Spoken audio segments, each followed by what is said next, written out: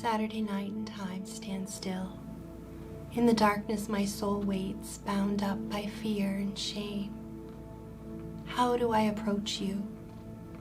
What does it mean to believe? Do I trust you? We all stand alone on Saturday night, waiting on a Savior, terrified that our worst fears are true, that you aren't you. And the hard truth is, I am every apostle. I watched you feed and heal and teach and saw the miracles stand up and follow you down the street. Crowds of people winding their way after you. I sat with you for that last meal after I climbed the stairs behind you.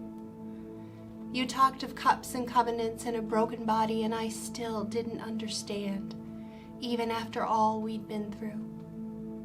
I dined with you and dipped my bread with you. Then later I kissed you into the hands of the soldiers who ripped your garments and cast lots for clothes after they whipped you.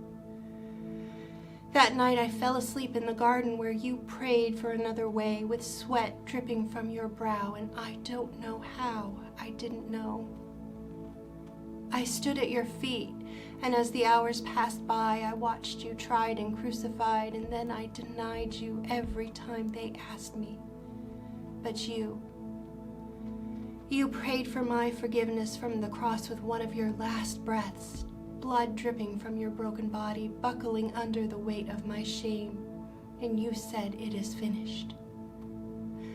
And like Pilate, I wonder what is truth. I watched you carried into Joseph of Arimathea's tomb, heard the stone as it sealed you away from me, and I felt the weight of your silence. Sitting in the alone of the dark on Saturday night, do I trust you? Are you really you?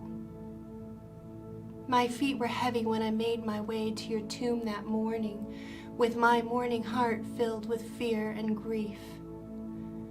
I was ready to weep over you, but everything changed when you called my name from outside your grave.